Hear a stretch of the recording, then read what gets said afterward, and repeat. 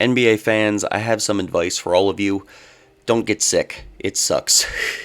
If you watched my last video, you know that I was sick in that one, and I'm actually still sick now, although I am doing significantly better than I was a few days ago.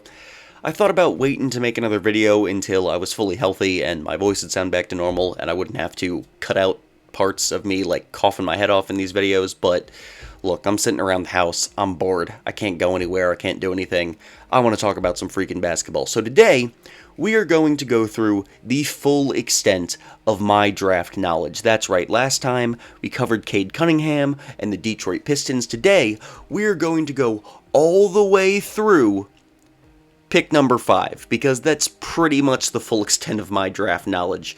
Specifically, I want to talk about Evan Mobley, alright? Because I've seen a lot of hype around this dude, and I've seen some people even go as far as to suggest that maybe the Pistons should select him at number 1 over Cade Cunningham.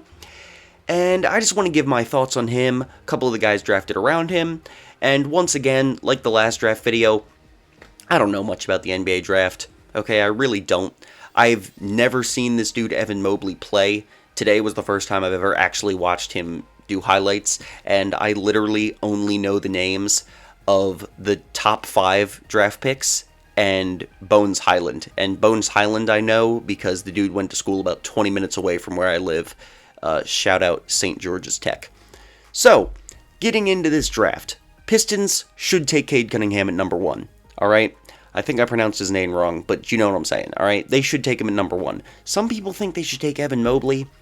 Some people are dumb. Okay, look, there's no way in hell they don't take Cade Cunningham. It would be stupid. It would be stupid not to. Even someone with my lack of draft knowledge knows this. Obviously, he's going number 1. Number 2, to the Houston Rockets. I've seen a lot of people, and in fact, I would go as far as to say it seems like the majority believe that Evan Mobley should go number 2 to the Houston Rockets. Now, there are 2 reasons that I disagree with this. The first one is Evan Mobley himself. I don't think he's a better player. I don't think he's a better player than Jalen Suggs or Jalen Green, who are the other top 4 picks in most people's mind after Cade Cunningham. But we'll get into that in a minute. The main reason, however, is that you all know the Houston Rockets have Christian Wood, right? Like, are people stupid? I've seen a lot of people being like, no, you just play Christian Wood at power forward. Guys, it's 2021. Christian Wood is a center, okay? He can play power forward in certain lineups, but he is a center. You would be misusing his talent if you try to play him at power forward next to a true center. It doesn't make any sense. Play the man at center. They should not be taking him. They should be taking either Jalen Green or Jalen Suggs in the backcourt and forming a star guard duo between whichever of those 2 Jalens they choose and Kevin Porter Jr., okay?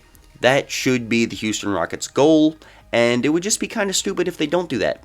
Pick number 3 is the Cleveland Cavaliers.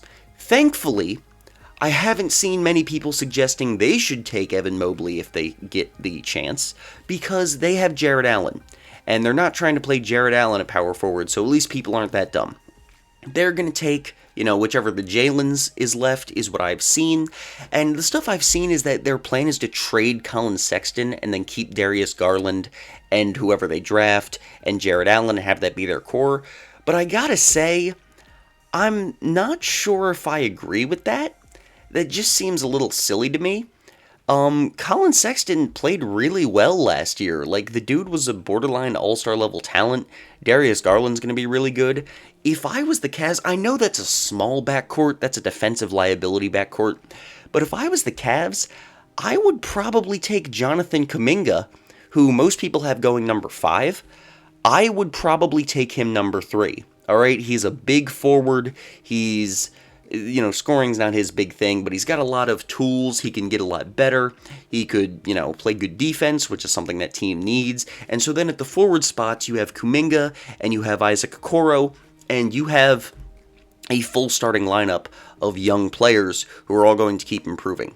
Now, Kuminga, from what I've seen, does not seem to be on the level of either of the Jalens, so I do understand why people wouldn't, But I really could see a world where the Cavs maybe trade down to the 5th pick with the Magic, so the Magic get one of the Jalen's, and then the Cavs still get Kuminga, and they're able to get like another pick later in the draft, or like a future pick, something else, okay?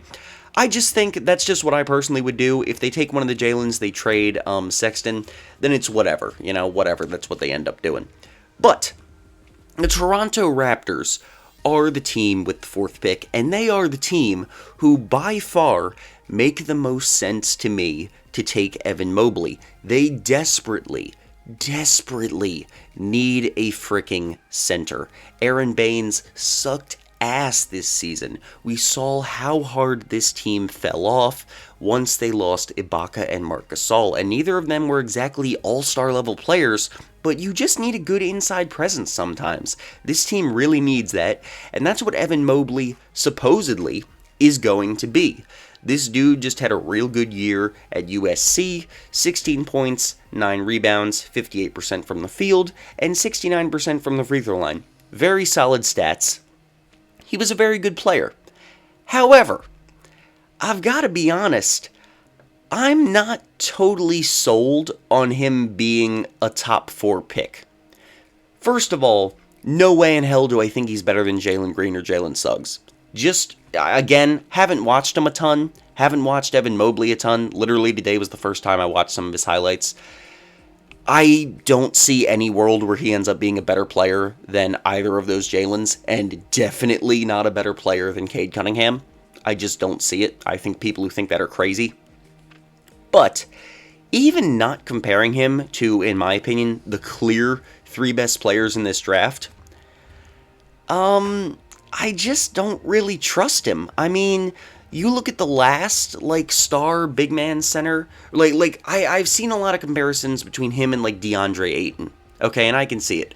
They're both good scorers, they've got, a solid enough mid-range jump shot, they've got the athleticism to be good rim protectors, and Evan Mobley actually does seem to, he will come in being a better defender than DeAndre Ayton in some ways, at least when in terms of switchability. He's able to switch on the perimeter, he's got solid ball handling, he's got a good mid-range shot. He could just be a real solid player. However, the thing with him, I'm worried about his size. DeAndre Ayton came into the NBA being 1 inch taller than Evan Mobley and 40 pounds heavier. He was 250 pounds when he was drafted. He had an NBA-ready body. Evan Mobley is 7 feet tall and 210 pounds. He weighs less than me, and I'm 6'4", okay? This dude is not NBA ready. He reminds me more of a Mo Bamba, where you got this guy who's supposed to be this amazing, versatile rim protector, and he can shoot on offense, and he can be this kind of crazy, new era big man, who's still a big man. But the thing is, we all thought Mo Bamba was going to put on the pounds, and he never did. We also thought Mo Bamba wasn't going to be completely wasted on the Magic, and he was. I blame a lot of his struggles on the Magic just sucking, but still. Dude never developed. They were counting on him to put on weight. It never happened. He was injury prone, etc. Now, I don't know if Evan Mobley's going to be injury prone, but I do not trust this dude's ability to play against big centers. And I'm not even talking Joel Embiid and Nikola Jokic, because obviously they bully literally everyone. But I don't think you can be 210 pounds in the modern NBA and play center. Or in any point of the NBA. Hell, this is probably the skinniest and lightest the center position's ever been. But you can't be 210 pounds and expect to guard literally anyone posting you up. What is this gonna do? What is this dude gonna do against, Andre Drummond? Seriously. Or Clint Capella trying to bully him in the post and throw down a lob on his ass. He's gonna do nothing. He's gonna get killed. I just don't... I'm just worried about that, alright? I am just worried about this dude's defensive ability to protect the rim. I could see him being a solid, versatile defender. Maybe a really good off-the-bench center where he can, protect the rim okay and he can, switch okay. But I don't know. I know they don't post up as much anymore these days, but I just don't trust this dude's size. And then when it comes to his offense, he's obviously a decent scorer, but he relies a lot on mid-range jumpers, which I don't trust very much because I don't believe he's going to be able to post up because, once again, he's just really skinny compared to most centers these days. I think he's going to really struggle to score in the post. And he doesn't have any three-point shot, even at the college level. He shoots 30% from three. It's non-existent, okay? And his free throw percentage is 69%. Nice. Which isn't a great number. And, I mean, it's not terrible either by any means. It's not like an atrocious shooting percentage. It's a hell of a lot better than Ben frickin' Simmons. But it's not good enough that it gives me confidence that his three-point shot's going to come along. So you've now got a 7-foot dude who struggles to protect the rim, and he shoots a lot of mid-range jumpers. That just doesn't really sound like the 4th overall pick to me. Now, again, I've said this a bunch of times. I don't really know what I'm talking about because I haven't seen this dude play too much. I'm not an expert on the draft, but just from what I've seen and what I know, I'm not confident that Evan Mobley getting drafted as a top 4 pick is going to end up working out. I think he may end up being viewed as a poor choice for a lottery pick. Maybe he proves me wrong. I'm not rooting against this dude. I'm not really rooting for him either. I know nothing about him. I don't follow college basketball. I have no strong opinions on this guy. Maybe he works out and I end up looking like an idiot a year from now. But this is just my opinion right now. I think Evan Mobley may be a mistake to take this high in the lottery.